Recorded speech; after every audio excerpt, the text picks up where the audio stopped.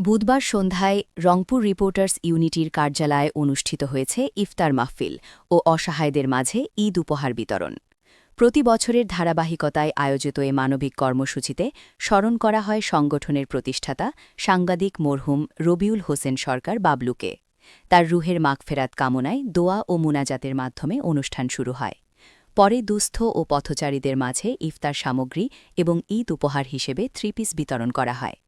অনুষ্ঠানে রংপুর রিপোর্টার্স ইউনিটির সভাপতি আনন্দ টিভি প্রতিনিধি মাহফুজ আলম প্রিন্স ও সাধারণ সম্পাদক শিমুল ইসলাম সহ স্থানীয় গণ্যমান্য ব্যক্তি ও সাংবাদিকরা উপস্থিত ছিলেন।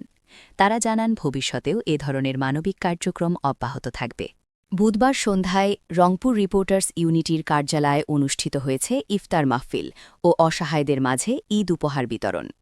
প্রতি বছরের ধারাবাহিকতায় আয়োজিত এ মানবিক কর্মসূচিতে স্মরণ করা হয় সংগঠনের প্রতিষ্ঠাতা সাংবাদিক মরহুম রবিউল হোসেন সরকার বাবলুকে। তার রুহের মাগফেরাত কামনায় দোয়া ও মুনাজাতের মাধ্যমে অনুষ্ঠান শুরু হয়।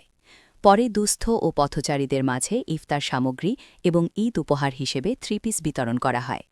অনুষ্ঠানে রংপুর রিপোর্টার্স ইউনিটির সভাপতি আনন্দ টিভি প্রতিনিধি মাহফুজ আলম প্রিন্স ও সাধারণ সম্পাদক শিমুল ইসলাম সহ স্থানীয় গণ্যমান্য ব্যক্তি ও সাংবাদিকরা উপস্থিত ছিলেন। তারা জানান ভবিষ্যতেও এ ধরনের মানবিক কার্যক্রম অব্যাহত থাকবে।